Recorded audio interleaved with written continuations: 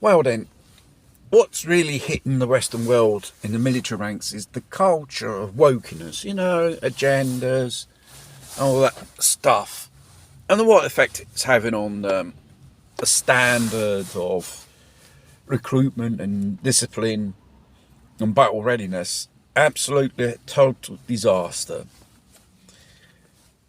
I think Western forces, especially the American and the English ones, are just going to be a bunch of weaklings when they're going to have to face a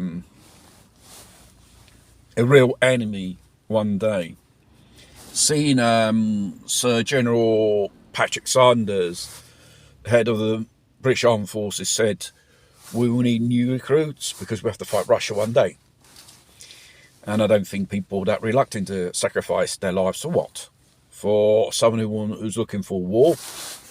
It's not World War II or World War One, This is a lot more different. You had 80 years of peace and prosperity as well.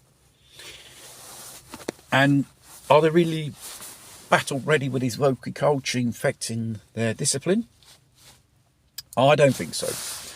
I was witness to a so-called military exercise in my area, which I live in here in Italy, in the Lari area, the whole Voldera, by the Italian army. And these recruits, well, they're walking around in their military gear and, bug-up bag and stuff like that.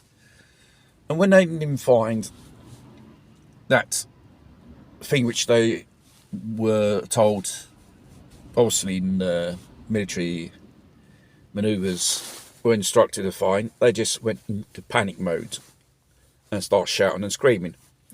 If you're behind enemy lines, I don't think you want to be heard by the enemy and shouting, screaming, and just losing control and going total panic mode. Because obviously the enemy won't just have a field day.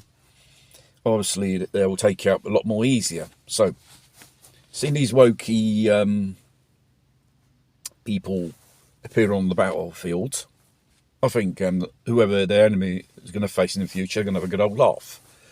So we've been hearing sooner or later they're going to be deploying NATO troops or troops from NATO countries in a coalition as peacekeeping forces.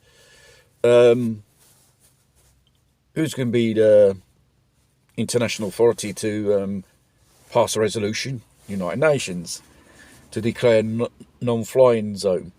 Strange thing is, so far, United Nations haven't been involved directly, kept their distance, because they know if they join in, it will be World War III.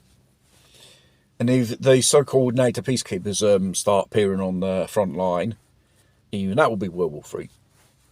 And sooner or later, it will go a full-blown war. And I don't think people will be reluctant to sacrifice their lives for the interests of the powers of be above in our countries. No.